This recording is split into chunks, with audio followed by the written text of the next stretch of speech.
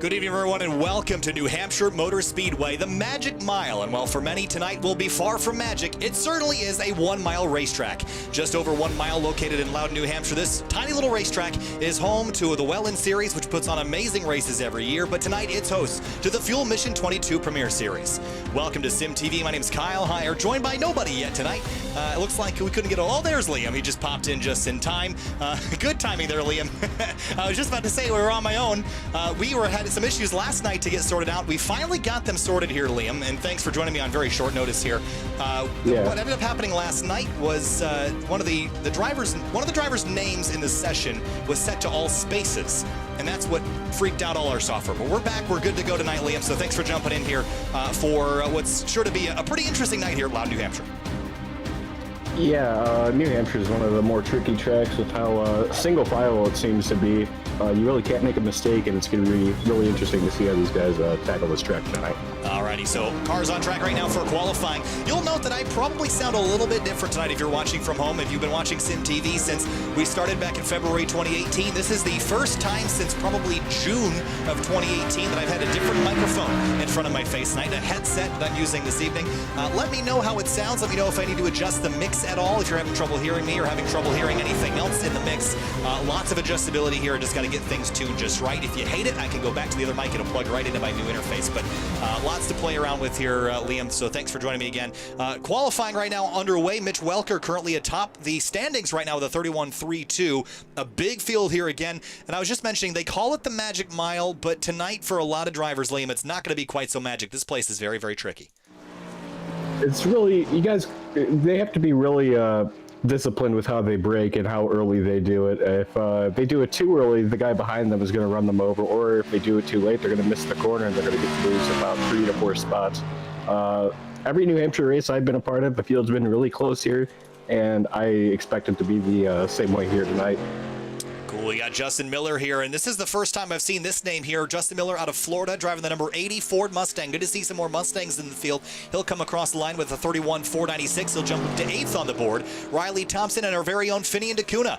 I haven't done a solo broadcast in a long time. I was about to tonight because Finian was out there racing, Liam, but look at him slipping and sliding out there. This has been an adjustment process. He doesn't usually get a lot of time to drive, so jumping straight into the series in about their 5th round. This is round number 6 of the season.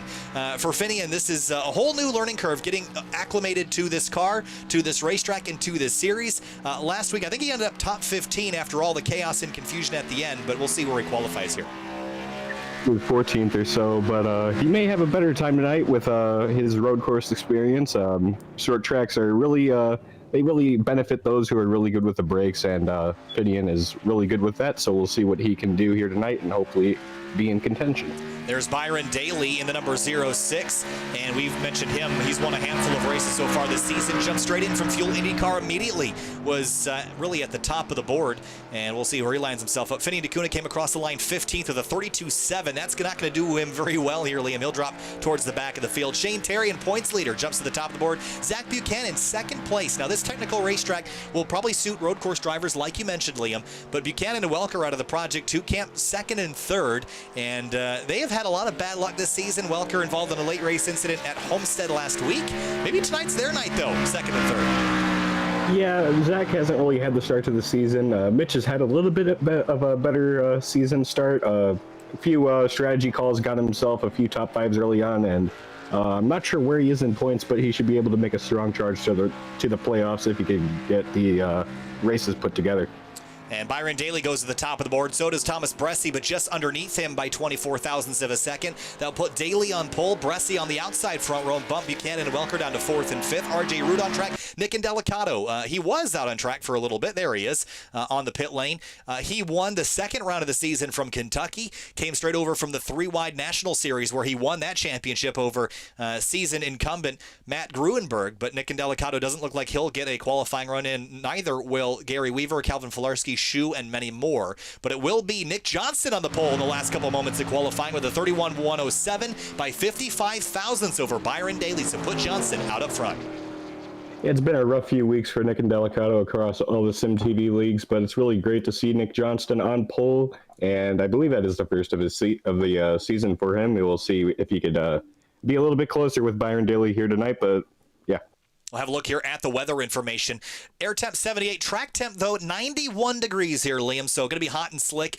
And we always talk about New Hampshire sort of being a multi-groove racetrack because of how difficult it can be to pass on the bottom, but you can get up under there and shove your way up the racetrack. Where do you expect the line to transition? This is a 118 lap race. It's not a long one. So how do you think this is going to kind of shift around as we go through this race? I don't expect the line to necessarily change with your entry and exit, but I'm expecting it to widen out a little bit. Drivers getting closer and closer to the wall. Well, not quite up to the wall, maybe a lane or a car length or two off the wall near the end of the race. But I'm sorry, I have to cut you off. I realized I typed in some numbers wrong in my Google or my sheet that has some track information. So I think Loudon, New Hampshire, the racetrack was built in 5300. So whoops, that's supposed to be the population there. So sorry about that. The track of the future, everybody. But 4 turns, about just a little over a mile, 1.06, the way that it was originally measured. The track has a mascot named Milo the Moose, wears a fire suit and shakes hands with the fans. So that's a little interesting tidbit for you. 118 laps though here, Liam. We talked about the yeah, there goes Zach posted it in the Discord. Yeah, that's a funny mistake. I remember if you ever watched like newscast bloopers, there was one a couple years ago where there was a reporter that was looking at temperatures in the surrounding region, and it said something like 2,000 degrees, and he said, I think steel boils at that temperature, or something like that. So I just thought that was kind of funny. So I think this is the first number-related mishap I think we've had here in quite some time. But let's run through our starting grid here, Liam. I'll take the first row, and we'll alternate from there on back. On row number 1, going to be Nick Johnson in the 28, Byron Daly in the 06. yeah, and row 2 and 3rd is going to be Thomas Bressi in the 24 and Shane Terry in your points leader in 4th. In row number 3, starting in the 5th spot, it's going to be Zach Buchanan in the number 40 and David Kalb in the number 11. He'll roll off in 6th on the outside of row number 3. And in row number 4 will be Will Roberts in the 17 and Mitch Welker in the 76. Riley Thompson starts 9th in the number 56 car. Colin Fambro in 10th in the number 5. Row 6 will be Jeremy Miller and Cass Silliman. We'll let the rest of these scroll along the bottom of the screen as we head through 1 and 2. Going to be turning green this time by. This race will be just a little bit over an hour if we go from flag to flag, which is a possibility here. We've seen a lot of green flag racing. My worry here, Liam, is restarts, caution flags, and cautions breeding cautions. It's so easy to fan out 2 and 3 wide. I guess our big key to the race is keep yourself out of trouble on the restarts. Yeah, it's going to be really interesting to see towards the end of the race if we get a caution really late and if anyone would want to stay out or try to take 2 tires to see if those who take 4 tires would be able to charge their way through the field on the bottom. But pace car is about to duck down onto pit road. I believe we have 1 pace lap here. Yes, we do. And the pace car is going to dive onto pit road, and green flag is in the air.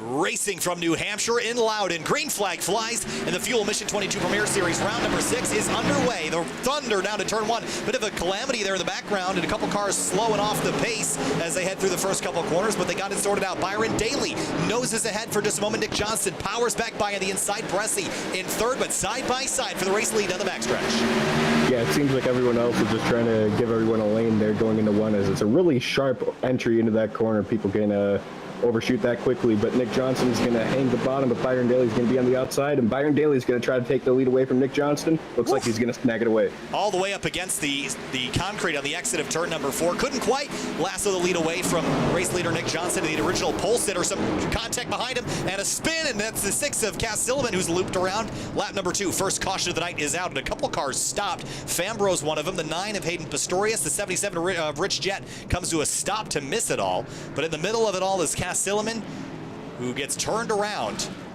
and unfortunately for them, some damage on the front of that car. Yeah, Cass started up really far up in the field, and it's just unfortunate to see. Oh, wow. Yeah, there's a look. Wow, the 5 car up and over the top of Tyler Hensley. There was a little bit more to that than I originally thought. Let's go back and look again. Coming out of turn number 4, I think the car you're going to want to watch is the 17. That's Will Roberts in the blue, green, and silver car. Watch him dive off into turn number 1, up underneath the 5, and just misjudges it, gets in the back of the 5, and the 5 launches over the top of the 6. Travis McQuistion slides in there, but just nothing the 6 did wrong. It was the 17 and the 5 that originally got together, but miscalculations so easy to happen here early when the field's all bunched up. Yeah, it looked like Will just tried it. It's just a classic occurrence where someone tries to slide up behind someone and get in line when they're under braking. Yeah, it just looks like Colin just an innocent. Everybody's just an innocent thing about that. Hayden Pistorius gets in late, but the 5 and that 17 probably aren't too happy with each other, or the 5 at least isn't probably happy with the 17, especially for an incident to happen on lap 2 of the race. All right, so Nick Johnson leads the way in the opening couple laps here at Loudon, New Hampshire. Byron Daly in second, Thomas Bressi in third, then Shane Terrian, David Kalb, Buchanan, Welker, Thompson, Miller, and McQuistion, the rest of your top 10. So we'll wait for our caution to get re-racked and restacked. Now, this is what I talked about, Liam. Restarts, restarts, restarts, and making sure that you do it right and don't stack them up every single time.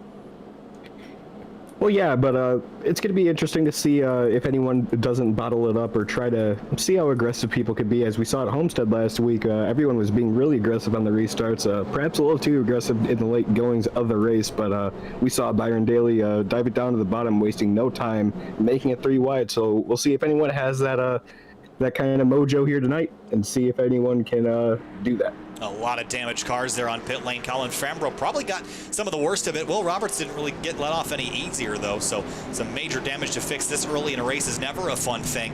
We look backwards to Homestead last week and the battle that we saw at the front of the field. It ended up, you know, we saw a bunch of cautions at the end of the green-white checkered situations. I'm not sure if we're going to end up with something like that this week, but it wouldn't surprise me. The way that this racetrack is, the momentum takes you all the way to the outside, and it's very, very easy to slide up the racetrack and make contact. So given how big of the field is tonight, if we get a late race caution, I presume we're going to see some calamity out there. Yeah, especially with how, you know, this is just a 1 mile short track. Well, it doesn't seem really short tracky. It's yeah, I was going to ask you, do you really consider this a short track? I think there's a discussion. I got yelled at last year for calling it a short track, but it really races like one, even though it's technically a speedway, because it's just over a mile. Yeah, I don't know. I mean, I would consider, you know, if it's not a road course, I would consider anything that isn't a, with at least on the Cup side of things, that has the 750 horsepower package, a short track. It's not a road course, but I don't know. I would. I guess that's a different way to look at it, right? I guess whatever NASCAR throws the 750 package at, I guess you could consider a short track, right? I mean, I guess that's, in their mind, that's sort of how that works. Yeah, the, you know, official word. All right, we got 1 to green here. Pretty short cautions here at New Hampshire, so we'll re-rack, restack, get ready to go racing on lap number 7. Johnston, Daly, Bressi, Terrian, Kalb, your top 5. Then Buchanan, Welker, Thompson, McQuistion, and Miller, the rest of the top 10. I talked to Jeremy Miller briefly before the race, and he said he was terrible here. He had no confidence, thought the car didn't drive very well, couldn't get a handle on it, but so far so good here, Liam. He's gone from 11th up to 10th, so he's gained 1 spot. But again, I don't think any car is ever going to feel good here with how little banking there is. You're just going to be sliding the nose all day long. Well, yeah, Jeremy Miller's really quick, so maybe what he thinks isn't quick is probably a top 10 run for him. So, I mean, he's probably not so confident with a winning pace, but he's probably really strong for a top 10, maybe a top 5 if he can get a little bit of help from a little bit of a misconvenience for everyone else. But the pace car is going to duck down on the pit road, and Nick Johnson is going to get on the gas right now. Green flag back in the air. Racing again from Loudon, and this time Johnson clears the 06 of Byron Daly into turn number 1. Thomas Bressi has Shane Terrian, the points leader, to his outside. There's David Kalb, Mitch Welker, Thompson, and more behind the Buchanan. With the new paint scheme this week, looking sharp out there as they come at the exit at turn number 2. Johnson slides the nose right in front of Daly as they head down the backstretch side by side for second now. Bressi with a run on Daly. Yeah, Bressi's showing that he's really great with braking, but Byron Daly's no easy guy to pass, but he's going to take the fight to him, and that's going to be exactly what the 28 of Nick Johnson wants to see, as he'll try to drive away. Still door-to-door at the exit at turn 4, now into 1. Bressi on the inside, Daly on the outside. Daly, the winner from 2 races in a row back at Watkins Glen. Was where he started off the season with an immediate win. Look at Kalb manhandling that car at the exit at turn number 2. Yeah, Mitch Welker also having a big moment off that corner. He'll keep it going, but these 3 are going to put up a really big battle here. It looks like Mitch Welker is trying to get under his teammate, Zach Buchanan here. It looks like the 11 is going to get to his inside here. He's going to try to get the run off the corner, but the 40 is going to have that momentum from the running that higher lane. and it looks like this 11's going to make the pass down here. Yeah, not quite. And I actually noticed a little bit of side-by-side contact there. Buchanan kept the nose in there. He only had about an inch and a half of overlap, but he kept the nose in, and that was almost a collision there, but he had to do it. He almost had to run to make a pass work. Here's Jimmy Miller up to 8th now with Thompson and Chambliss chasing him, and the outside iRacing League Chevrolet Camaro. They're side-by-side through 3 and 4, but a lot of door-to-door action here in New Hampshire, Liam. It's just the way that this place races, but once you get into the groove and the tires start wearing off, it gets so tricky to pass. Yeah, this track is really relying on close quarters, and maybe if a little bit of net code happens, that could be a really big downside to the person on the outside. But as you can see, Nick Johnson is trying to drive away, but Thomas Bresci not letting him out of his sights. I was going to say, Bresci's actually keeping him within 0.3 of a second. We talked a lot about Bresci's temperament in terms of holding on to tires for more than just a couple laps. It seems like right now he's got a lot of pace, but can he do it without wrecking those Goodyears up underneath that car? 1, 2, 3, 4, Johnson, Bresci, Daly, Terrian. Now the field single filed out behind them. With a little bit of an exception, a little bit deeper in the field. There is the 27 of Michael Skinner, the bright yellow car. Hayden Pistorius was involved in an early collision, but that damage mostly repaired, at least on the front. Yeah, I'm actually kind of surprised with how he's able to keep up here. Maybe most of the damage is to the rear of the car, but he's trying to make a little bit of a better run here as the 8 of Michael Stroll, proving to have a really good season, breaking in the top 10. He's going to try to take the spot away from the 25 Brian Chambliss, and he won't be able to quite clear him off the corner, but he'll race him down in the lane. Yeah, Stroll's one of these drivers that just sort of popped up into the Fuel Racing League. We haven't seen him around here a lot before, but he's showed up, and he's definitely, he's not a race-winning contending driver as it stands, but he certainly is very competitive in his own right in the top 10 area of the field. Slides in front of Chambliss in that very sharp-looking gold and black scheme that Chambliss has on his car tonight. Right behind him, Travis McQuistion. He was involved in that crash, or at least got some damage from it, and he's up there in 12th, recovering from what I think was an early pit stop, unless he didn't stop. And looking at my information, he actually did not stop, so McQuistion taking advantage of how little damage he has, and he stays inside the top 15. Well, I believe it's not all rainbows and sunshine for that 93 car. I mean, he was 10th on that restart, and he's just going backwards. I don't think he's running lap times that are quite competitive with the top 15. One guy that's having a really great run compared to the rest of his season is the 0-1 of Gary Weaver. Yeah, taking a look at where Gary Weaver is, he's actually 14th right now. He's gained 6 spots since the start, undoubtedly helped by that collision in the opening couple laps. But yeah, you're right. The start of the season has not been a phenomenal one for Gary Weaver, but right now he's running well inside the top 15, and I believe he's going to keep moving forward with the pace that he's got. But he's got Vinny DeCuna knocking on the door, who started back in 23rd. Here he is in 15th. Look at Indelicato. Big slide into turn number 2. Yeah, Nick Indelicato, he hasn't had a lot of luck early or throughout the past few races on Sim TV, and it looks like that's going to continue to be the case here as Calvin Pilarski hits off pit road. Looks like we got a car. Looked like a car was spun off the corner in turn 3. Must have been my seeing things, but that was really interesting. I think there was a smoke cloud from some netcode related incidents there, but yeah, there's a car up in the fence. That was Gary Weaver. Was there a touch from Finney and DeCuna? Let's go back and check this out. I'm curious if there's going to be some drama here. Let's have a look at the race off into turn number 1. Here's a replay. Yeah, Finian comes into the corner. No, it looks like Gary just misjudged it. We talked about how you have to be really good with your brakes here. Finian does a great job getting by here, and Gary Weaver just overshot it. Yeah, he just made a mistake there, and now he's going to go backwards. DeCuna up to 14th. Here comes Hensley, another driver involved in an early collision. He's going to go by for 16th, putting Gary Weaver back down a few spots. He had worked up about 6 or 7 spots. Now he's losing all those in just a matter of a few laps. Yeah, he's going further and further back, and that's mainly because of that right front damage. It just makes the car really difficult to turn, and he's probably going to lose the spot to the 10 here and the 29 eventually. But these two are side by side back here, the 27 and the 4. Yeah, it's Casey Shue and Michael Skinner, 21st and 22nd. I was going to say, the 29 of RJ Root right in front of them, he has had a wild few laps. He's been slipping and sliding everywhere. Now coming up on David Mott Jr. in the 10, and Gary Weaver going to go down to the bottom. Will he take them 3 wide? No, he thinks better of it. I think that's a good call here as Pistorius looks for the middle. Yeah, Hayden was involved in that wreck, and he's making a little bit of a charge back through the field. He's going to try to snag the 16th spot, 17th spot away from that 10, and it looks like 2 for 1 here. Everyone's loose off the corner. Skinner kind of tail whipping that car off the corner exit, and I want to go back and take a quick look at it as they came through 1 and 2. Watch corner exit here as he comes up off the corner. Big slide and just tank slaps a little bit. I'm not sure if he actually even hit the wall, but it was awful close. Now there's a stack up behind the 0-1 going down into turn number 1. Yeah, that 4 is probably getting a little bit impatient. You can see that with how late he braked there. He's trying to get a little bit of a run on that 0-1 down the straightaway, but he can't really do anything with that 29 on his inside. But it looks like the 0-1 is just hanging all these guys behind him, and I don't think they're going to be really happy with him. For Casey Shue in 20th place, got RJ Root tucked in behind him now. Back up at the front of the field, no dramas here. Johnson starts to drive away, but Byron Daly has reeled in Bressie, and he's going for second. Yeah, Byron Daly's going to try to drive it in the corner, but the 24 is going to have a little bit of a momentum run off the corner, but he's really loose, so that maybe he can swing it out. No, he won't, and he'll clear the 0-6 again. The 0-6 is going to go into the corner, try again on the 24, but the 24 is going to get a little bit of loose. And will that 0-6 be able to get the run off the corner down the straightaway? Looks like he'll be able to keep his fender on his inside. Not quite.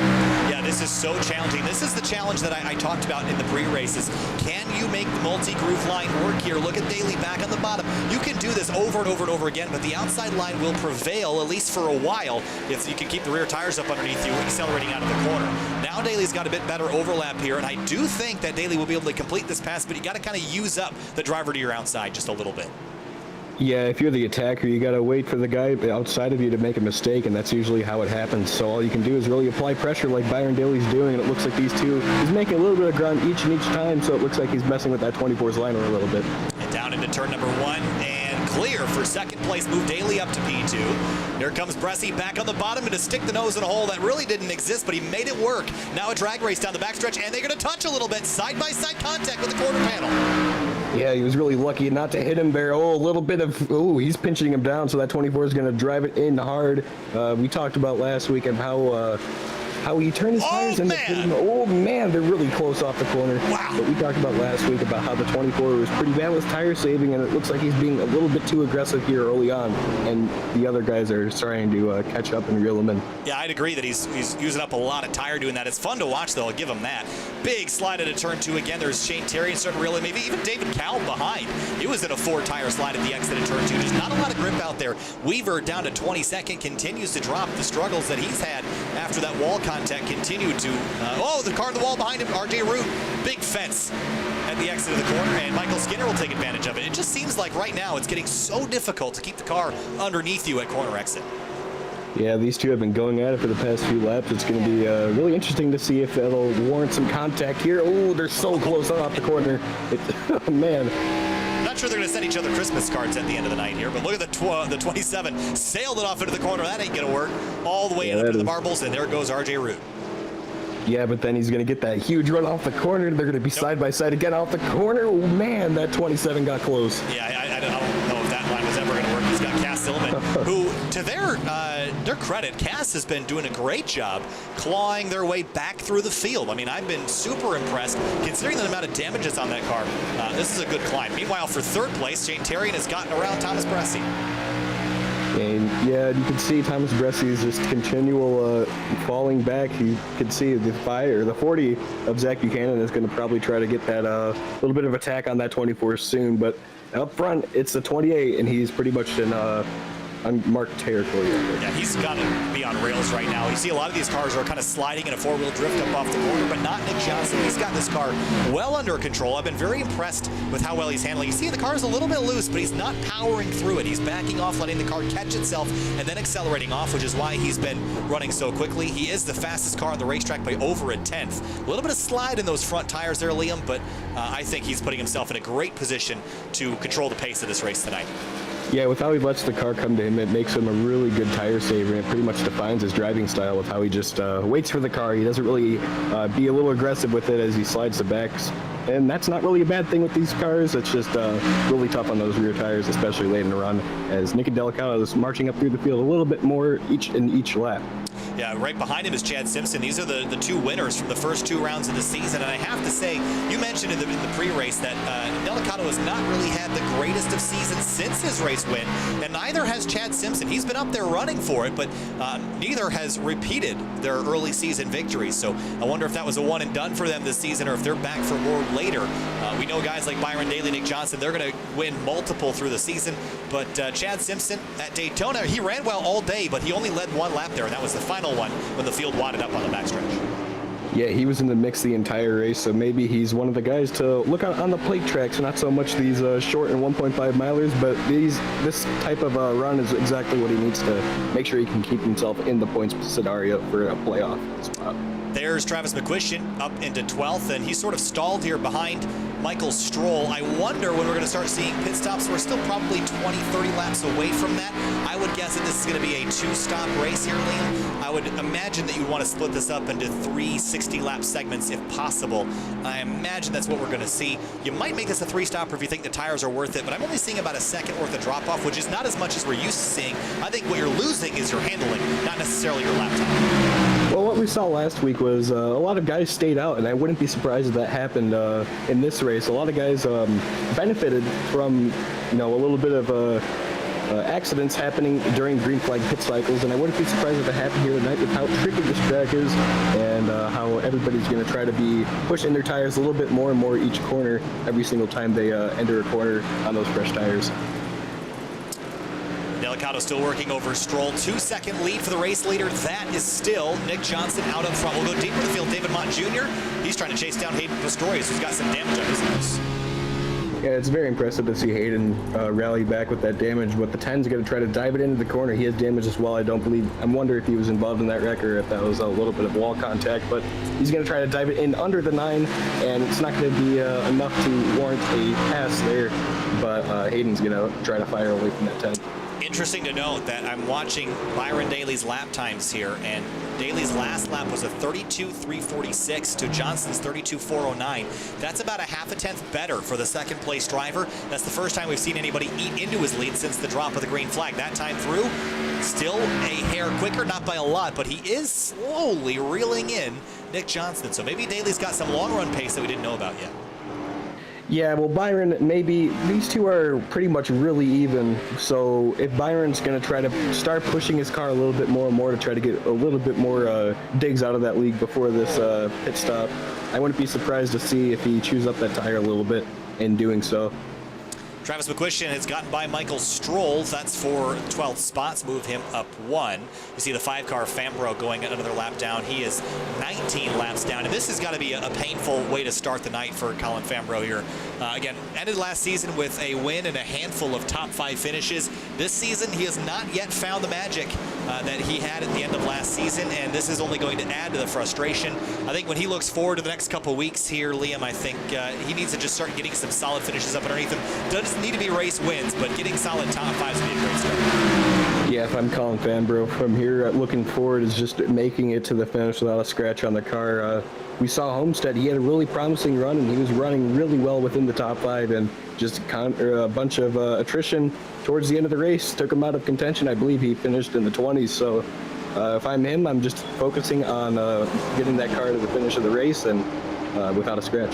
Yeah, he finished 24th last week at Homestead. Right in front of them is Jeremy Miller, and Nick Delicato moving his way up into 10th. Taking a look at the standings coming into the night, Travis McQuistion was 2nd, Thomas Bressi in 3rd, Cass Silliman was 4th coming in, which is really going to hurt their chances at having a good points finish for tonight. Byron Daly in 5th. Up 10 spots last week at Homestead. So then looking on next week, we head to Darlington, Liam. So that's a really scary racetrack, kind of the exact opposite of this. This is very slow. The car feels lumbering.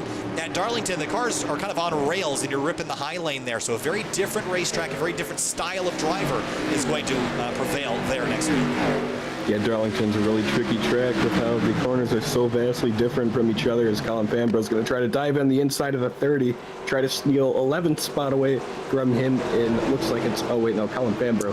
Keep forgetting he is like, yep. he's multiple laps now. But he's doing well with that damage he has, but that's probably what Travis McQuistion wanted to see with getting that 30 up and out of the groove, but the 93 is not going to be able to tap on it. Yeah, for Travis McQuistion, I think all he needs to get is a solid top 10 run, and I'm not sure if he'll keep his exact point spot. Right now, it's only 3 points between McQuistion and Bressi, so those positions would obviously flip the way that they are right now. Checking in on Bressi, he's dropped back into 4th, and behind him Buchanan, Kalb, and Welker. Kalb, the middle of a Project 2 sandwich, but I would say Buchanan and Welker having a good night so far, but we'll see if they can claw their way forward. Looking at the points, though, Mitch Welker, even though he's had a pretty fair start to the season, 13th in the points, and Zach Buchanan back in 44th. He's only had 3 starts, though. Obviously, didn't start the way that he wanted, so Buchanan really not running 4 points. But I'll tell you, Welker, though, could advance his position in the points with a good top 5 or top 10 tonight. Yeah, Buchanan, unless he wins a bunch of races consecutively, I don't think he has really much of a shot to be in the chase picture. But Thomas Bresci, we talked about his little bit of a tire fall off earlier. It's kind of stabled out a little bit. Here's Vinny Ndakuna having a look at Tyler Hensley in the 44. This is for 15th spot. Ndakuna was up to 14th and dropped a few. Now trying to work back by real tight at the exit of turn 2 following a 4-car train led by Michael Stroll. Then it's Daytona winner Chad Simpson, Hensley, and Ndakuna. Yeah, it just shows you how maybe these guys won't get as lucky as they've been getting with how close they've been running their cars off the corner. They're really trusting iRacing as Jeremy Miller gets really loose off the corner and slams the wall. Yeah, he cut right across the nose of the 93 off into turn number 1. Got lucky, didn't get turned there. Here's a look. Just gets out a little bit wide, taps the wall, chases the car all the way down the racetrack. And then right here, he's going to make a hard right back up in front of McQuistion in the braking zone. McQuistion did a great job not turning that into a bigger issue. But if I'm in the 93, that is definitely one of those situations where you mark that down as I think you made a deposit, and I think later I'm going to make a withdrawal. Well, I don't think it's over yet as the 93 is going to get to his inside here. Hopefully Jeremy will let him have it. This is going to be interesting going into turn 1 here. And 30 is going to let him go by. Yeah, he's got it. McQuistion up to 11th spot now. He'll continue his climb forward. And Simpson now leading the Ndakuna and Hensley fight. Ndakuna figured out go the long way around. He can get that spot a little easier. He's not quite clear of the 44. Now he is, and he's got 15th spot.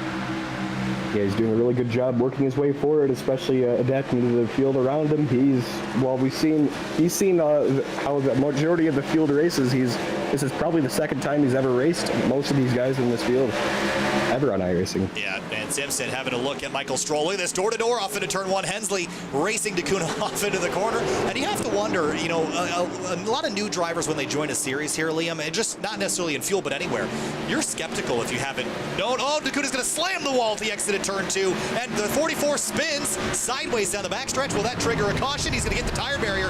That's going to be big damage. And we stay green.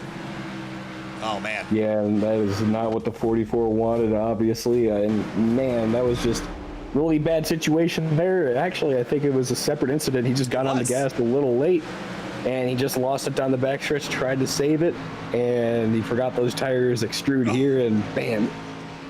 It's not a fun hit, though, and Ndakuna hit the wall pretty hard. He should be all right. What I was going to say about Ndakuna, though, as we watch this replay, is a lot of times new drivers will come into a series and no one has opinions on them. They won't form their opinion until they race them. I think Ndakuna comes in a very unique position because everybody here at least knows who he is because he's basically been handling the fuel broadcast for over a year now. So I think they come in with a mutual respect for him without him even turning any laps. So I think that works to Ndakuna's obvious advantage, although he's still going to have to figure out how to beat him on the racetrack. What I think is everyone's racing him with like a clean slate in mind with, not really a bad thing saying like, okay, this guy could be hazardous or something. They're probably just racing him like, hey, this guy's new here. I could just race him like anyone else. And apart from that incident there, he's shown that he's able to do that. Yeah, there's a bunch of cars that have hit the wall today, so that's definitely not a unique incident. You see the 42 and 9 almost getting it out of turn number 4. Stroll having a look for 14th, unable to get there. Meanwhile, Byron Daly has dropped off the pace again. The lead now between Johnson and Daly, 2.7 seconds from first to second. Yeah, it looks like he tried to push a little bit to try to catch that 28 there really late in the run, and maybe that 28 was just backing off to see if that 06 would attack, and it looks like he took the bait, and that 06 is lost over half a second. 44 laps in here, about 15 laps till I'd expect the majority of the field to come hit pit lane. About half the field has already come down, and really on that initial caution. That's not going to get you any extra fuel mileage though here, Liam. So I would expect the drivers that have pit already to come again at lap number 60 as we got a battle for, whoa, look at this. There's Nick Delicato for 10th. So I make that 9th over Brian Chambliss. And I think the 44 has gotten back out on track. Yeah, I would think that would be enough. Yeah, there he is. He's that's really interesting that he got the hood back from that incident there. Usually you never get that back on iRacing, but that 74 is making his way through the field, and that 44 is just here to collect the points that he can get 3 laps down right now. Maybe a little bit of late race attrition can get him back in the mix, or at least to get him some spots on other people's misfortune. Never give up. I mean, if you stay in the fight, I'm sure that you could get those laps back. Having a look at the point situation, the 44 of Tyler Hensley, I'm looking down to try to find him. He's 12th in the points, so it's definitely worth his time to get these laps back and eventually have a shot to race a little bit later today. Chad Simpson, Hayden Pistorius for 13th. There's a battle. There is a car on pit lane, and that is RJ Root coming on down, and I would assume that this is a scheduled stop, but this would be a 3-stop strategy. Yeah, maybe a little bit of strategy here going on with perhaps a little bit of a late race caution. Could put him up really far up in the field, or maybe midway through his green flag pit cycle, he could try to get as much spot and get as much position on that 28 or 06 as he can. Well, not a great stop, a 16.3 second one for RJ Root. He'll rejoin the racetrack down in at least 27th spot.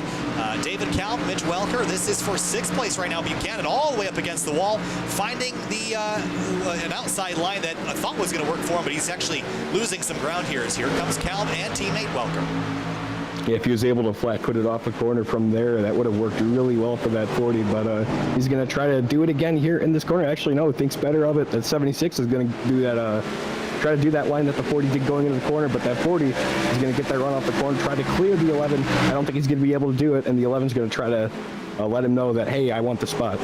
Great battling here for 5th spot. They're going to go 3 wide with the 17 and 01. That's some lap traffic they got to get through. We just saw Bressie and Terrian trade spots, and look at Cal through Buchanan into 5th. And here comes Welker to pass his teammate 3 wide with traffic up top. Yeah, Mitch Welker probably saw that as a free position there, a little bit of contact between teammates there. That 40 is going to go up the road and try to let that 76 have it. A lot of mutual respect here. I think he'll let him go. Well, maybe not quite. And behind him, they got to be careful because Riley Thompson is coming. Yeah, that 56 is on his way, and he's loving this with those lap cars getting up in the mix there to making them use their tires a little bit more, be a little bit more cautious, or maybe get a little bit of damage from catching a lap car. As a 40 gets really loose off the corner, barely scrapes the wall there. I don't even know if he did, but that 40 is really struggling with a really loose race car right now. And maybe burning the tires off a bit too much. This is a long way to go. We only have about 37 minutes left in this race if we go green to the end. That is not a lot of time. So maybe strategy figuring it out right now would be a good thing. Michael Stroll has dropped to 17th. He's got Rich Jett in behind him.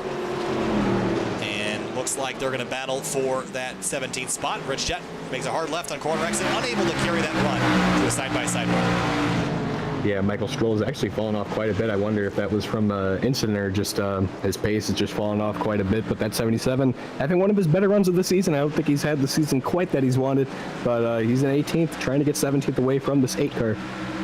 Yeah, looking at Rich Jett, his best finish of the season, a 17th. That was last week at Homestead. It was 29th in Daytona and 32nd in Iowa. So you're right, has not been an amazing season. If he were to finish right here, that would tie his best. Michael Stroll hits pit lane.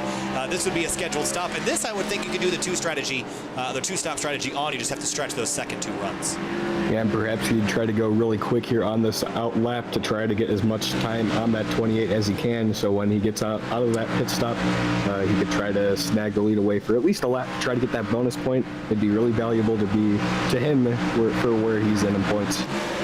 Chad Simpson, Hayden Pistorius, this is for 13th place.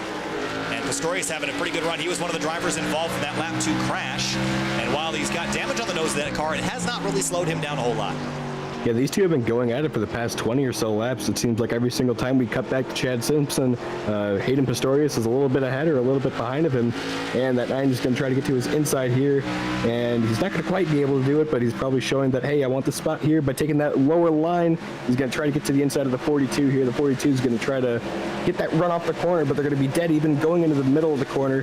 That 9 is going to get that run through the center. What a good corner for the 9 of Hayden Pistorius. Great racing here for 13th spot. It's been pretty good racing all throughout the field today at a track that I don't really necessarily associate with racing that is very, very fantastic. Liam, I gotta be honest with you, this place is not one of my favorite tracks, but so far tonight, it's been fairly entertaining. Yeah, I expected it to be quite the same with just a single file freight train here, and it's been really interesting to see how these guys make the passes work. Obviously, there's not multiple groups that are working, but it's been interesting to see these guys play a little bit of mind games with each other to try to get them to make a mistake. There's Kalb and Welker. This is for 5th spot right now. I think Welker's a little bit faster, but struggling to find a way around. And you see Cass Silliman in behind, down in 26th, 3 laps down. We talked earlier about, who was it that we were, Tyler Hensley, still 3 laps down, but now he's the second car 3 laps down. And there is about 7 or 8 other lap down cars in front of him. So that's not going to do him very well. He needs to start getting cautions here soon if he wants that to work. Buchanan slow at the exit of 4. I think he might have caught the wall, and here comes Thompson by for 7th. Yeah, this race hasn't really been kind for Buchanan as he got really loose off that corner. He's fallen back a lot, actually. I think he was down 3 positions in the past few laps. So at 40 is slowly falling back, and it's not too far back to Nick Delicado, who's making a little bit of a charge through the field after not being able to put a qualifying time down. As you can see, he started really far back in the field in the 20s. Yeah, so definitely not the run that Delicado would have liked to start the night with, but he has obviously put himself in a pretty good position now up inside the top 10 here at lap number 56. Closing in on halfway, we're very close to it. In fact, well, in the next couple laps we'll get there. Colin Fambro right in front. He is well behind a drifting number 40 is Zach Buchanan. If he wants to enter grid life drift, I'm sure they'd let him in after looking at that. Yeah, that 40 is just really struggling with that rear end grip. As we saw those people, how they are able to like try to whip that car around in the early beginning runs, or the beginning of the run. It looks like it's starting to bite him for it, and wow, that was awesome. 90 degrees. That's all happening within under half a second. So I mean, that was a really good reaction for Zach Buchanan, but this race hasn't been really going his way, and maybe he's going to try to make his pit stop here to try to get that a little bit of the time back, perhaps try to get the away. Really good car control here. I just noticed something about our graphics. I'm going to do a quick little reboot here just to fix a there we go. It actually fixed itself live. Cool. If in case you weren't aware, the bottom border, I have a little bit of a of space around the ticker, and it wasn't there on the bottom, and I didn't notice that until just now, but lucky for me, it adjusts on the fly, so we are good to go and carry on for the rest of the night. David Kalb, Mitch Welker, this is for 5th still, and Welker still putting pressure on the 11, but unable to get by. Yeah, that 76 has been working at the back of the 11 for the past few laps. Actually, they were he tried to get 2 for 1 there when they caught those lap traffic, but the 76 hasn't been able to force that 11 into a mistake. And David Kalb is trying to drive away from that 76, but that 76 is just showing that he's really good with this type of track. Again, Welker really performing well tonight. Right in front of them, there's Thomas Bressy and Shane Terrian. Look at that's actually not Terrian, that's the 0-1 of Gary Weaver, all the way on the apron through 1 and 2. It's quite an orthodox line right there for that 0-1. I was actually kind of surprised. I was wondering if something was going to happen there. But that 76 is actually going to try to use that 11, or that 0-1 as a pick for the 11 to try to get by him. Yes, he will. And that 11 is going to dive on a pit road just when the 76 is about to make the pass. I like that call. It's lap number 60, pretty much halfway here. I would come. Oh, this is going to be a one-stop strategy for Kalb, probably. I didn't even think about that. For some reason, I was thinking this would be a two-stopper. This would be a one-stopper. Pit now, and you're done. Yeah, it's going to be interesting to see if he'll be able to hold off at 28. David Kalb, he has 1 win to his credit at Phoenix last season, so it's going to be interesting to see if he can try to take that a little bit of a similar tracks driving style and try to apply it here. But these two are going to head on pit road. That's your leader, Nick Johnston. And that's actually also Byron Daly as well, so first and second going to come on down. And we'll see, again, this is a pretty short race by field standards. Typically, you see races here, 120, well, I guess we're close to 120, 130, 140, 150 laps. This one on the shorter end of things. The background you see, I think that's Chad Simpson and Finian DeCuna following Simpson on down. So a lot of strategy plays being made here, but I think for Terrian, he might try the overcut strategy to pit later and maybe use those good tires towards the end. I'm just not convinced that we both have enough laps left and also have a big enough delta in old versus new tire to really make this strategy work like Terrian needs it to work. Well, but also to think about it the other way, he wouldn't lose that much time doing that. So maybe when he would catch those cars after pitting, he would be able to make a little bit of time on them and use a little bit more grip than they have because they would be using up their tires earlier in the run. He may have a little bit something for, around the 7th or 6th place range. I don't think he'll be able to quite recover up to 2nd or, the top 5 area. but he may have a little bit of a run for a 6th or 7th place finish here tonight. Jeremy Miller, Travis McQuistion, and a few other drivers on pit road, including Justin Miller, Casey Shue, Steve Herring also in the background on pit lane. But Terrian continues to lap, and you're not wrong about that. I don't think that's a wrong statement at all. But yeah, while the overcut might not work quite as effectively, it's also, you're not losing as much time while you're out here. So maybe this is worth doing just to get some more laps past you on crappy tires before you put the good stickers on. Checking in on Nick and Delicato, that's the 5th place car right now with Buchanan right behind. I'm surprised we haven't seen the 40 car hit pit lane here with all the struggles that he's had in the late part of this run. You'd think that he'd want to come put stickers on the car. I'm more surprised that he hasn't lost the car. He's been just drifting that car through the corners. As you can see, he's in a little bit of a slide right now. That 5's putting pressure on that 40. And man, you can see how loose he is. He's very, oh my goodness, turning right almost off the corner, nearly into the wall. Well, he's certainly giving it his all. I'll give him that. And while they don't give out MVP trophies, I think everybody that's drifting their car around a 1 mile speedway with concrete walls should get that trophy. But he'll continue to run inside the top 10 right now with some cars that have just made pit stops working their way on by. Terrian still out front, Bresty 2nd, Welker 3rd, Thompson 4th. Now you have to wonder, if you're the 2 race leaders, did you make the wrong decision by pitting too early? Do you think Daly and Johnson might have made a critical mistake in the strategy here?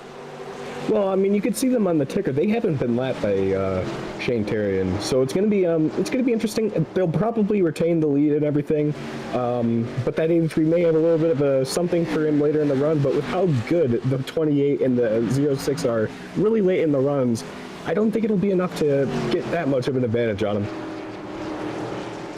Bresty, Welker, this is still for 2nd. And Bresty, another one of those drivers, has been absolutely wheeling that car all night long as we hit lap 66. Yeah, Mitch Welker's done a really good job at keeping his car straight, not letting that back end fishtail on him. And it's really paying off here as he can try to capitalize on the 24 getting loose. You can see how deep he can drive it in off corner exit.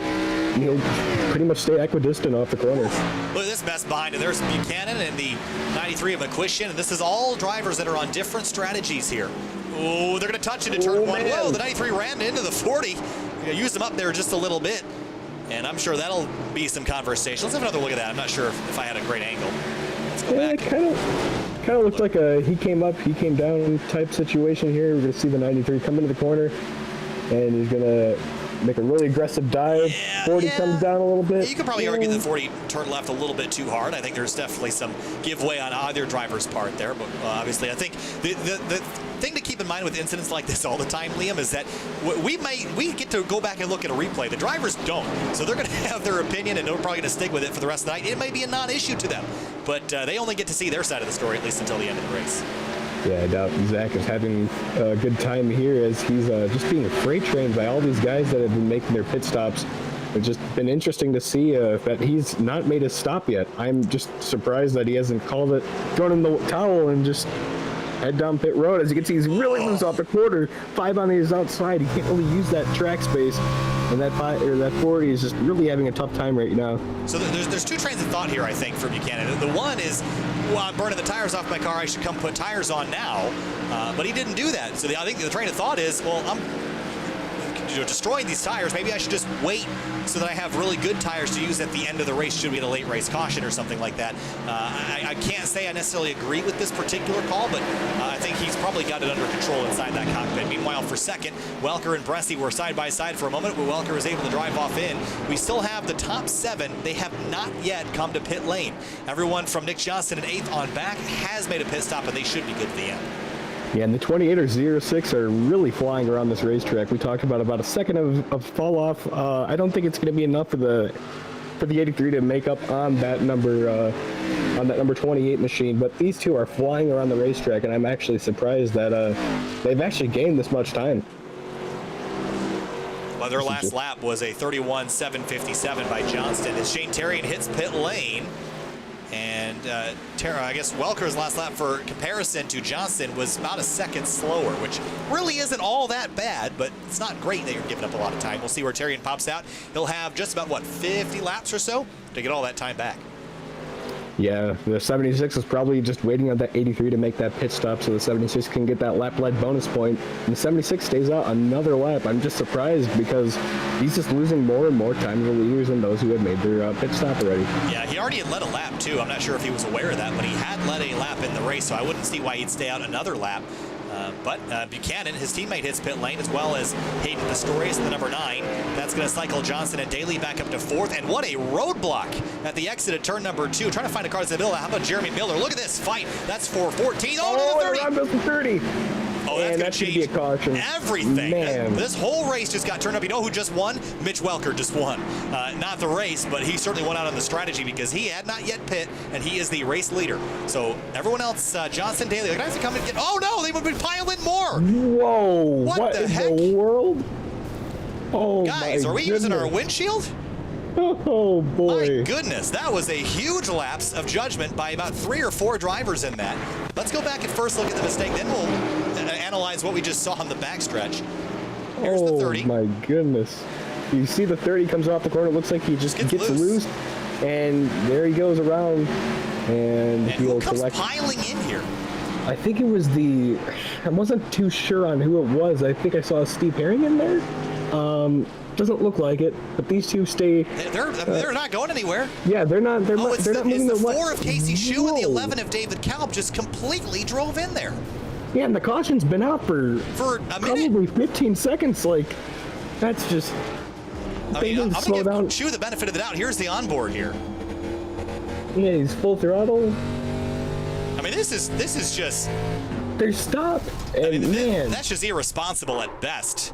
So I would fully expect suspensions for both Casey Shue and the 11 of David Kalb. That's just unacceptable. You cannot be that blind in a caution situation.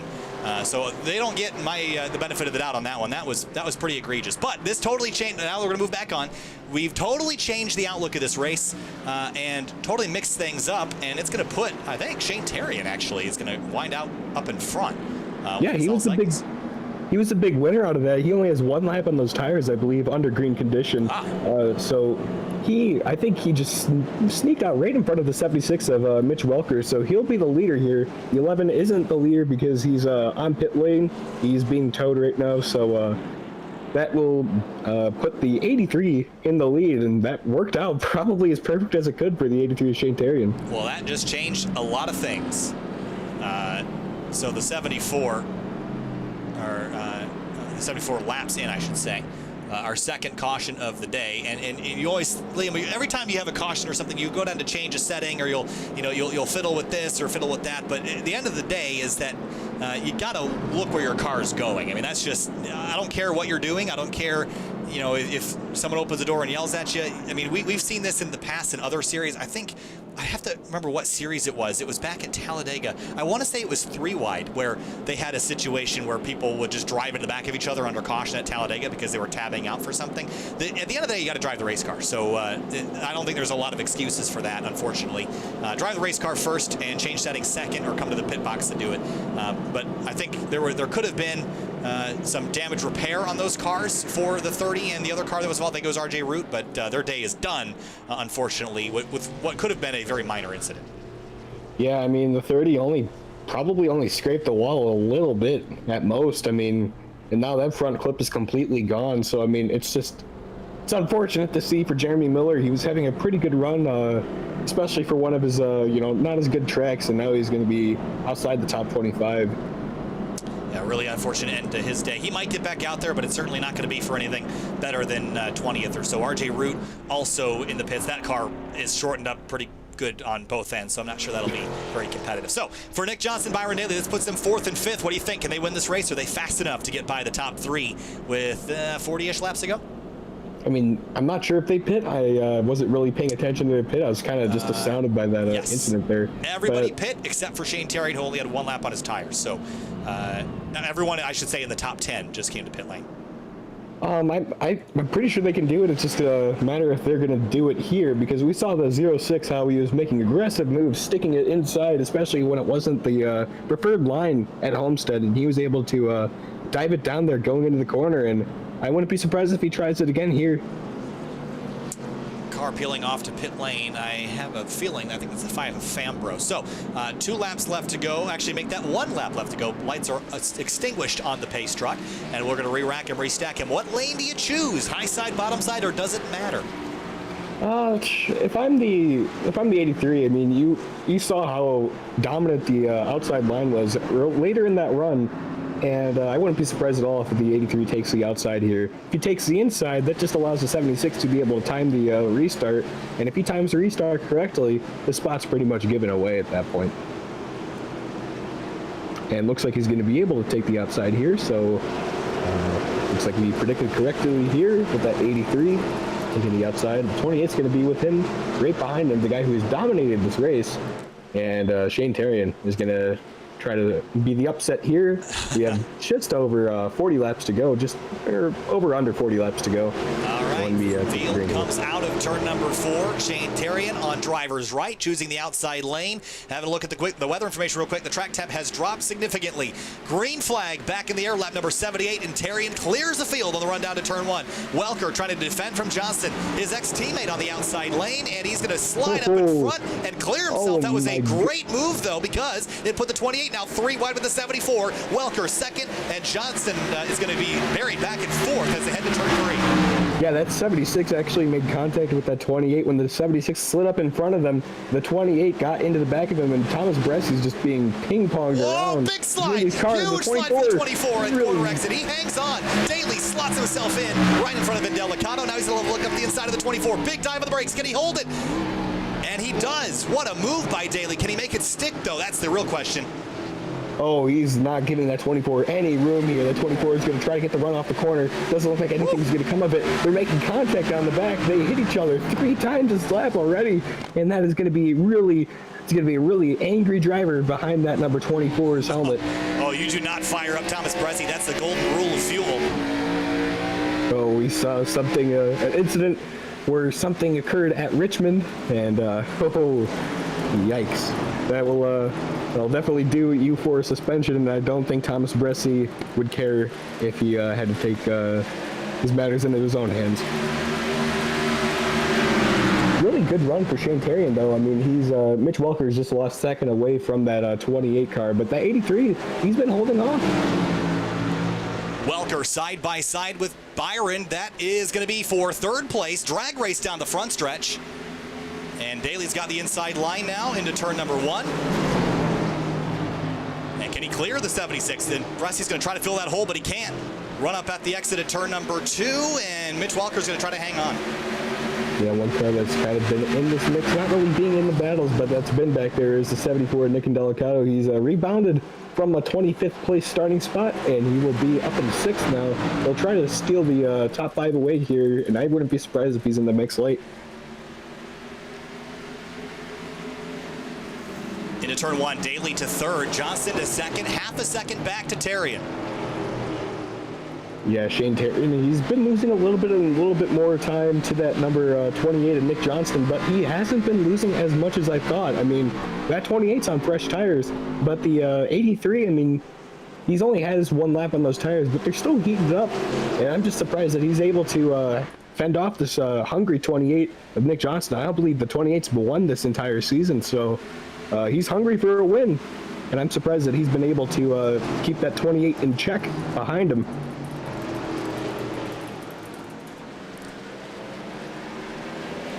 Whoa, big slide for the 24 on corner exit. We're down to the last 30 or so laps here.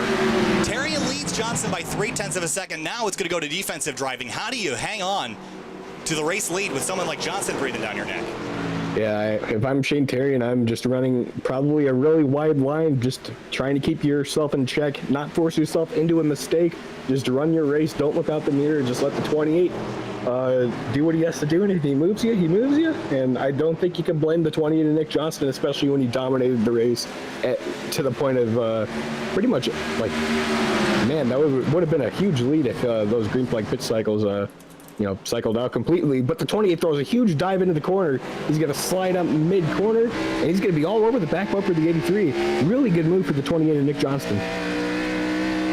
Terrian and Johnston nose to tail now for the race lead. Johnston led a huge number of laps early in the race, 60 to be exact, over half the race.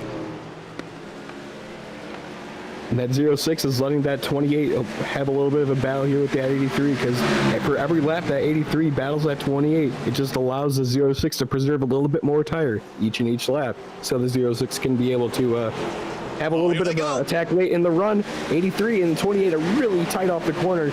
I wouldn't be surprised if there's a little bit of contact there. I think there was a little bit of a touch there, Liam. Side by side into one. Johnston got the lead for a moment.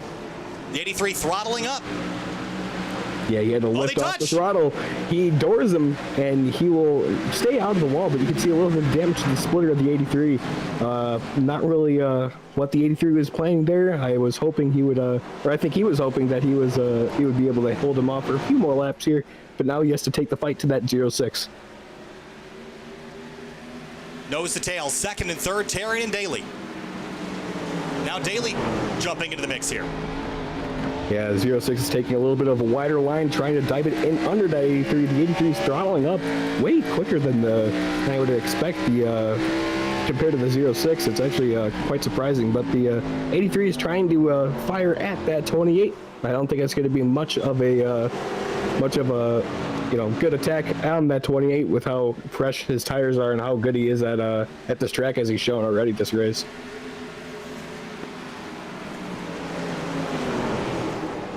1, 2, 3. Johnson, Terry, and Daly. Do you think Daly's got anything for Johnson, or is Johnson just the class of the field? We've seen him pretty much dominate this race so far. I don't think Terrian's got it, but maybe Daly does.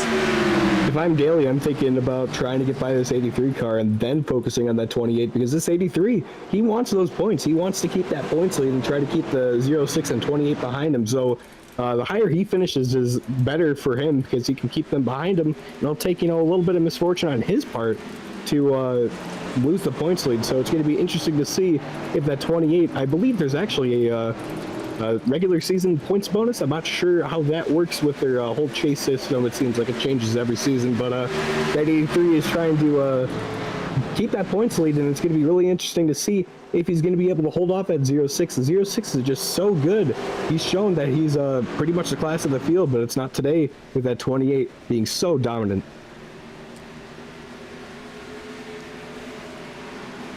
Nick and Delicato now feeling pressure from Mitch Welker. This is for 5th spot. Yeah, that 74 and 76 have been nose to tail for the past few laps, and that 74 is going to get the pass done, and he's a little loose off the corner. Not much to impede his corner exit, but something to note as we get later and later into this tire run. Terrian feeling the pressure from Daly. Second and third. Yeah, that 83 is doing a really great job of keeping that 06 behind him. One guy that's also rebounded from a little bit of troubles earlier in the race is the 24 of Thomas Bresci. But a guy that's also experienced on the other end of the sword, Zach Buchanan, he fell from 5th, a really promising run, all the way back to 12th place. This race has definitely devolved into more single line. I think we haven't seen quite as much passing since the restart here, Liam. I wonder if the track's cooled down, if it's gripped up and made that a little bit more challenging. I think it's just more of a thing where everyone's becoming more and more impatient, so they're running one line and they're trying to make it. So, I mean, there's obviously one dominant line here, so I'm pretty sure everyone's being a little bit more impatient with their tires. They don't have to save them, so there's no sense of urgency there. And I think everyone's just trying to run their line and trying to run the dominant line, even though if it could abuse that tire a little bit more. 83 makes a mistake, overdrives the corner. The 06 is going to try to get to his inside. He'll have it off the corner. And it's going to be interesting. It's going to be a drag race down the straightaway. 06 is going to fall in way behind the 83, but I think it's showing that the 06 wants a spot now.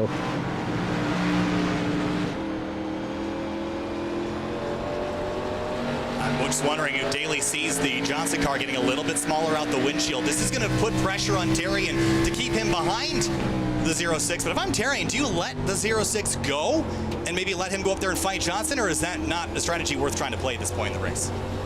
Honestly, if I'm Terrian, I'm trying to get a little bit of a gap built to the 24 before considering letting him by. Because that 24, I mean, he's been mired back a little bit there, but, think about 10 laps ago, the 24 is right up in this battle, maybe probably a tenth or two back from it. So if I'm the 83, I'm trying to keep the 06 as long as behind him as long as he can, and then let the 06 go, and maybe a little bit of contact late in the race could get him in a perfect spot for a win. fourth place behind, there's Bresci and Delicato and Welker, 4th, 5th, and 6th. And behind there's Brian Chambliss. We haven't really talked about him a lot yet today. He's been sort of quiet. 15th to 7th, though. How about this top 10 run for the Orel driver? He's doing a great job tonight. And taking a look at the last couple finishes that he's had, Brian Chambliss, at least in the points, taking a quick look, he is 16th in the points. Last week at Homestead was 19th. His best finish is 7th. He would tie that right now if he finished where he is. Yeah, that 25 of Brian Chambliss, I've raced with him in multiple leagues, and he's shown a lot of growth throughout the year of 2020. I mean, obviously with the whole COVID situation, he's able to, spend a little bit more time in iRacing, and I think it's really paid off with how good he's been able to get his car on the long runs. That 74, Nick and Delicato all over the back bumper of the 24, applying the pressure. 74 loose off the quarter. We've seen a few times tonight where that has ended a few people's races, but Nick and Delicato is going to lose a little bit of ground on that 24, but he's going to send it into the corner, try to wrap it really tight around here, but that 24 is going to get the run off the corner.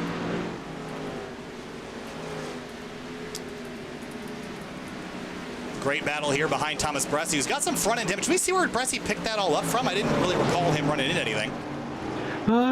Maybe something on the restart there. It looked like everyone bottled up a little bit, but I'm not too sure where that came from. Perhaps he'll notify us if he holds his fourth spot, maybe in a post-race interview. He'll here's for a second. There's Daly up the inside of Jay Therrien. And Nick Johnson's working through lap traffic right now. That got really tight. How about this? Door-to-door down the front straight. Yeah, the 83 got really close to the wall, but he's not letting him have that spot, so it looks like he wants second place, but it's not going to be enough to hold off that 06, but maybe he's going to try to charge up a run off the corner. He's closing up to that 06, a little too loose to make something happen there. Therrien still nose to tail for a second. 1.1 behind race leader Johnson for 4th place. Bresci feeling the heat from Nick and Delicato back in 5th.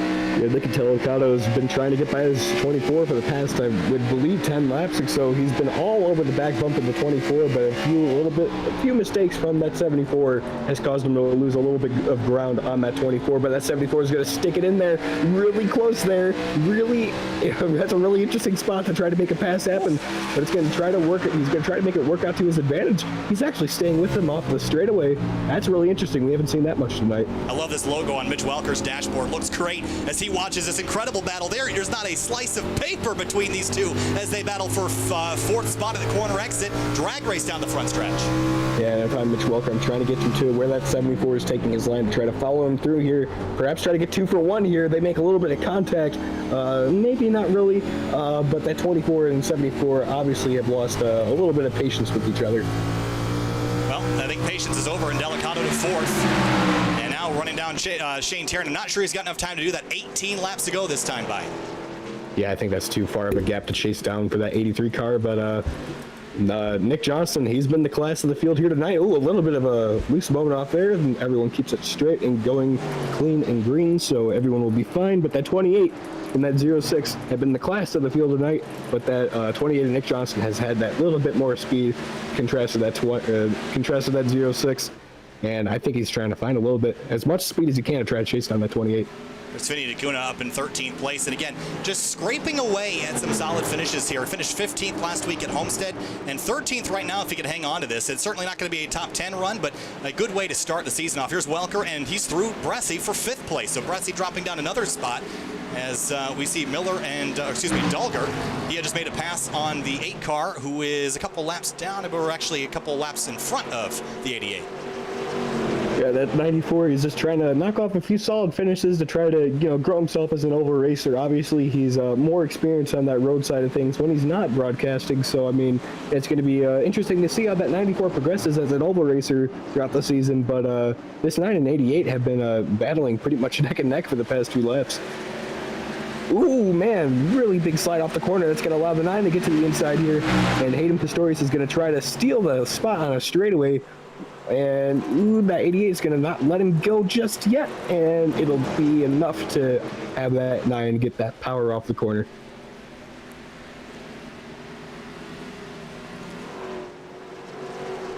Liam, I appreciate you kind of holding me or keeping the broadcast going here while I debate David Calba, the YouTube chat.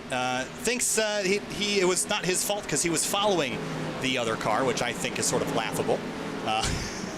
But that's, you know, he thought it was wrong to say that he should be served a suspension. I have a feeling that the attitude of I didn't do anything wrong is probably going to be more than a suspension at this point. But you know, that's how things go sometimes. You know, our job up here is to commentate the action here, Liam, and it's not always going to favor you. There's a lot of drivers that get called out. It's nothing personal, but you do stupid stuff on the racetrack, you're going to get called out, and you better be ready to have a better defense that it wasn't my fault, even though I drove straight into stopped cars under caution. But that's neither here nor there. But I appreciate you for kind of taking the lead role there for a little bit while I had that discussion. Yeah, that is not quite the ideal situation to be involved in an incident there, but hey, what happens happens. We just say what happens, and you know, sucks to suck. But that 28. Oh man. That 28 of Nick Johnson has been leading the field, but that 0-6 of Byron Daly hasn't been letting him go too far ahead through this lead. He's actually, I think he's been running some equidistant lap times with that 28. Yeah, he continues to pull away. And it's 0.8 of a second now. Nick and Delicato Welker for 4th and 5th, 0.2 between them. And there's another car in that mix, and I'm trying to see who that is. Is that the 2 car of Calvin Filarski? And Calvin is, a lot of the liveries he's got in those cars, he has not really found a whole lot of success this season. I'm trying to see if he's actually had a lot of starts, because he doesn't typically run a whole lot. Yeah, I think he started this race from pit road, so that's usually how his seasons have gone. He's just been, he kind of goes for the points earlier on in the race, or earlier on in the season, but, you know, he's one of the admins in this league, so he's one of those that'll just probably sit aside for the opening stages of the race and then hop on track and log a few laps. Yeah, his best finish this season was 3rd back at Daytona, 27th, 21st, and 16th. So earning his way forward. Tonight, though, 16 laps down with some crash damage. I think that was received earlier in the night. So unfortunately for Calvin, not going to be a great evening. We have just about 10 laps to go, though, and I'll tell you what, Byron Daly, he's reeled him in about 0.2 of a second the last few laps. I'm not sure it's going to be enough, but he's going to have to try something different if he wants to get back up there. Yeah, I think this is just like a last-ditched effort for that 0-6 by Nick Johnston. You could see how he's just able to just run a really nice line off the corner and not have to correct the car at all. But that 0-6 actually had to do it a little bit there. But Byron Daly's charging into the corners. I think the 28's playing a little bit of mind games with him, especially with how quick he's been all race. The 76 and 74 have been battling for the past 6 or 7 laps here. That 76 is able to use the advantage of having the 74 and 24 battle and have a little bit of something at the end, and here it is, it's showing. Yeah, Welker's had a really good day. If he can get a top 5, this will be some great momentum heading into next week at Darlington, another tricky racetrack that I think the Project 2 guys will be very favorably chosen. So David Mott Jr., how about him running inside the top 10? This is a great run for David. Started all the way back in 31st, which was on the last row of the field. Here he is inside the top 10, as well as Rich Jett, 26 to 10. So a lot of drivers have moved their way forward. One driver that I'm a little bit surprised about is Riley Thompson. Only 11th right now. I would have expected him to run a little bit farther up the order. Yeah, Riley Thompson, I mean, I think he had a better run going on earlier in the race, but just hasn't been able to get a really good run going on in this second running here. But that 56 is, you know, hanging strong in 11th. Not a bad day by any means. It could be worse, obviously, we saw earlier, but you know, 56 could have a worse day. The 76 and 74 are really close off. Oh boy, we've seen how Mitch Welker hasn't been able to, or he hasn't really been scared of making a little bit of contact with other cars to make some passes happen. And right now is the time to do it. The 74 is going to give a little bit of bumper, maybe a little contact happen earlier that lap. So maybe the 74 is showing a little bit of displeasure with that 76 and Mitch Welker. Nick and Delicato really loose off the corner. We'll try to fire off and get it going. Run down into turn 1 leads Mitch Welker out in 4th place over at Nick and Delicato as we approach 5 laps to go. And that 0-6 of Byron Daly has cut the gap down to under half a second, 0.4 of a second separating your top 2 right now. And it's going to be interesting to see if Byron Daly can make that effort happen really good. We go back to talking about David Mott. He's one of the lowest iRating drivers up in this top 10. So if I'm him, I'm really happy with this 9th place run. Yeah, I think ninth place run for David Mott Jr. That was also pretty impressive. For the lead, though, 0.3 of a second, coming to 5 to go here, Liam. We're going to have a race on our hands. Yeah, I don't know if that 28 was saving a little bit of tire here or if that 06 was just really pushing it. But it's going to be interesting to see if that 06 can keep pushing it or if that 28 can try to drive away and push a little bit more than that 06 can. But that 06 has been quicker than the 28. I wouldn't be surprised to see a few cents going into the corner here.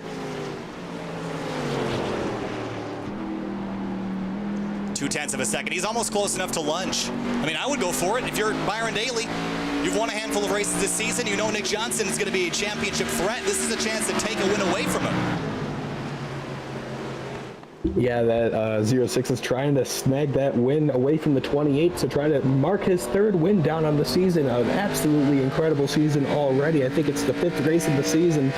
5th or 6th race of the season. He already has 2 wins, a 3rd of the wins this season. Nothing to scoff at. That 06 is trying to fire at that 28. I doubt much is going to happen here, though, because that 28 is, maybe he was running slower by design there to try to get a little bit extra at the end here.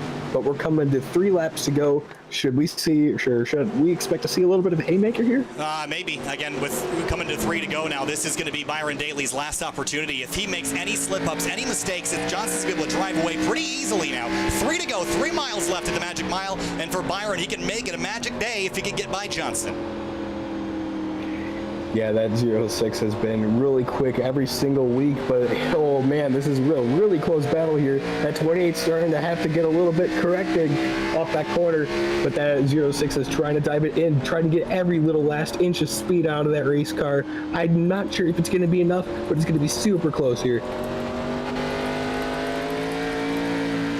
We're coming to 2 laps to go here. The 28 of Nick Johnson trying to get his first win on the season. He was dominant last season. He's going to try to snag the first on the calendar for 2020B. But I don't think it's going to be enough as he sets up this final lap here. Nick really close to the wall. Really interesting to see that he hasn't scraped the wall yet. I'm actually kind of surprised that he hasn't with how close he's gotten. But that 06 is going to try to wrap that tighter line around. I'm pretty sure that 06 is going to need a little bit of help here from these 2 lap cars to try to make a charge on the 28. This time, 2 laps to go for white flag left here for Nick Johnston as we got 0.3 of a second and lap traffic. If they get in the way, Daly will have a Hail Mary, but I'm not sure he's going to be close enough even with the lap traffic in the way here. As for Nick Johnston, so many races won last season. He's got 2 more corners to navigate to win at Loudon, New Hampshire in round number 6 of the season. Checkered flag is waving for Johnson. Tonight, he will lead over 92 laps and win in New Hampshire with Daly chasing him down, not close enough. And Johnson, Daly, Terry in her top 3 with Welker knocking on the door for the podium. Yeah, Nick Indelicato gets his first top 5 since the incident, or since his win at Kentucky, so really great running for him. Thomas Bressy rallies back to a 6th place result. Brian Chambliss has a really impressive 7th place result. Travis McQuiston came back from that damage earlier, especially, I'm just surprised he's able to snag that 8th place result with how damaged that car was after that incident. David Mott with a really impressive run in 9th, and Riley Thompson will round out your top 10, getting by Rich Jett late in the going. So checkered for Nick Johnson. Is this his first win this season? I feel like it is. Yeah, it is. Which is amazing considering how much he dominated last season. His first win of the year. Yeah, it's a really impressive run going for him. So we're going to see him burn it down here. But first win on the tour for Nick Johnston. And hopefully we can see a little bit more for him, or coming to him this season. But the 28 is going to burn it down, to do the donuts, and we're going to look at your finishing results.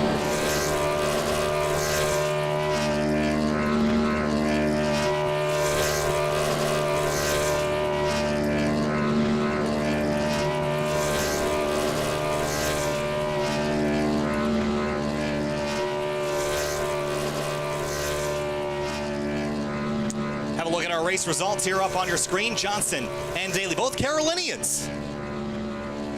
Yeah, these two, well, Shane Terrian will be 3rd and from New England. Mitch Walker 4th. Nick Indelicato will be 5th. I'm mixing up the Nicks here tonight. Thomas Bressy will be 6th. Brian Chambliss 7th. Travis McQuiston rallying back from that damage, and David Mott will be 9th. Riley Thompson will be 10th. And moving on back to the next group of drivers here, 11th down to 20th. Rich Jett, a great run for him. How about Finney Nakuna, 13th in his second race of the series? Yeah, really great run for him tonight. One of the rare oval starts he's made, and he's able to take that expertise on braking and rally to a 13th place finish. Michael Stroll will be 8th, maintaining a really respectful points position here tonight. Justin Miller with a really solid debut here tonight with a 15th place running in that number 80 car. Hayden Pistorius will be 16th. Tyler Dolger will be 17th. Tyler Hensley 18th. Cass Silliman will be 19th. And Gary Weaver will be your top 20. And looking on back to the rest of the field, Steve Herring 21st. Colin Fambro, disappointing run tonight, getting involved in that collision early on in the going. And Zach Buchanan just sort of dropped off the face of the earth there. I think he had some damage that he couldn't overcome. 25th for him. Will Roberts obviously involved in that first collision. Cal Miller, Shu, and RJ Root involved in that backstretch collision under yellow. And we'll round out the rest of the field with Michael Skinner and Richard Nash. I don't think Nash ever really took the green flag, just ended up in the session. So, with that being said, we're going to jump to break for just a few minutes. We'll be right back with race interviews from our top 3. Hang tight.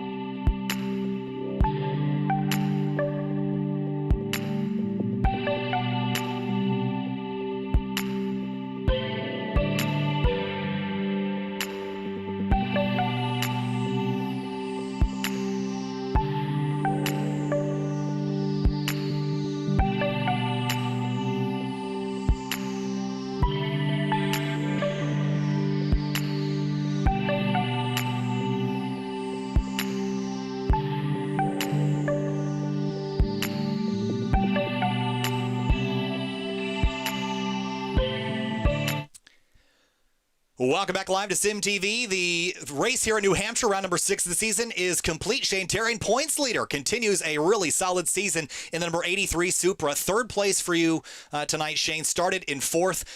Second row to second row. Got to be happy with this. And how the season's going, you got to be thinking yourself as a serious championship contender this season. Yeah, I mean, I would like some wins.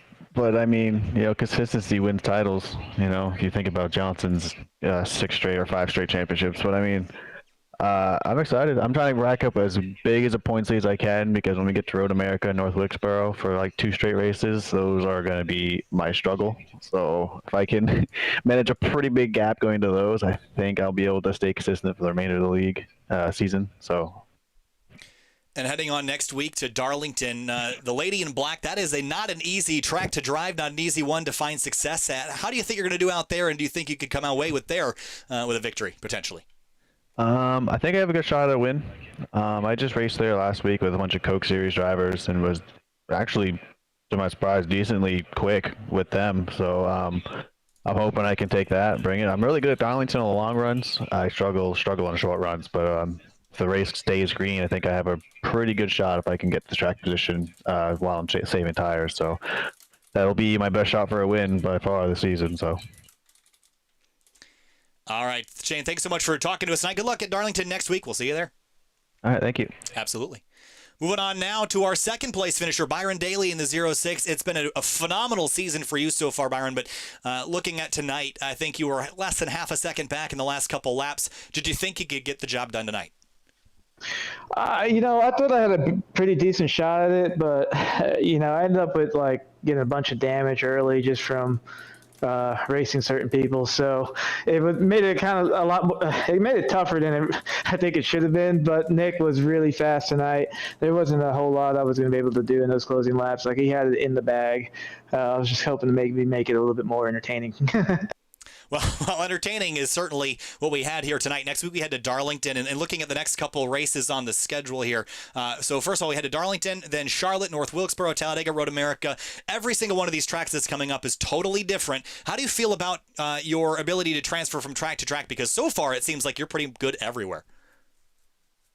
Yeah, I feel pretty decent. It's just about getting, make sure to get a bit of practice in before the race gets going. And yeah, I don't really fear any of those tracks coming up. I think they're a fun challenge. I think Darlington's going to be hard racing-wise. Qualifying's going to be really important, and I think that's an area I need to improve on for sure. But Road America should be fun. Wilkesboro will be, I think, kind of like here tonight. If you don't get destroyed by somebody, you'll have a decent shot at it. So, yeah, I'm looking forward to it. I think the schedule is cool, and we'll see what we got. All right, Byron, thanks so much for talking to us tonight. We'll see you next week at Darlington. Thank you. And last but not least, Nick Johnson, first win of the season, and you had to work for it pretty hard here because of the way that the cautions fell and got kind of put back in traffic, had to work your way back forward, and then hold off a hard-charging Byron Daly. Take us through your night, leading 93 laps of the 118 and holding off Daly in those closing laps. Well, first off, Kyle, I didn't think it was going to take this long into the season being here talking to you guys. We've had a little bit of run of bad luck and some bad pit calls, and just things not quite falling our way, and the field's definitely a lot tougher this season than it was last, so it's been quite the challenge. But tonight, the car, the Associated Ford Mustang was just on rails all night. I know I had a lot of short run speed. Byron was a little bit quicker later on in the run, but I knew if I could get the gap, he'd only just kind of creep up on me there towards the end, and he definitely had me worried there in those last 10 laps or so, because he cut the gap down from about a second to 0.3 at one point, and I knew if I just got good exits, I could probably stand a chance of holding him off. We look forward to Darlington next week. We've got a road course on our schedule coming up in October. This is going to be a really interesting time for everybody because we go from the 1 mile sort of short track speedway of New Hampshire to Darlington, which is its own unique shape. Then we go to an intermediate, a short track, a super speedway, and a road course. Does this play into your skill set, or is this going to be a challenging next couple of weeks? Oh, it's certainly going to be challenging. Darlington's one of the toughest tracks on the schedule. Just the track's so narrow and the tires wear out so much that, 5-10 laps in the run, you're just kind of floating around the track. And then from there on out, just the disciplines change week in and week out. And you don't really get into a rhythm like you would if you raced like 1.5 miles every week or something like that. So it's something new every week, keeps it interesting, keeps it fun, and hopefully keeps that 28 car up towards the front. All right, Nick. Hey, congratulations. Nice run tonight. We'll talk to you later, and we'll see you at Darlington. Hey, thanks very much. Real quick, I want to thank everyone for watching, you guys for putting on the broadcast, Fuel putting on the league, girlfriend Danielle for watching. See you, Danielle, and y'all have a good night. All right, thanks so much, Nick. We'll see you later. See you.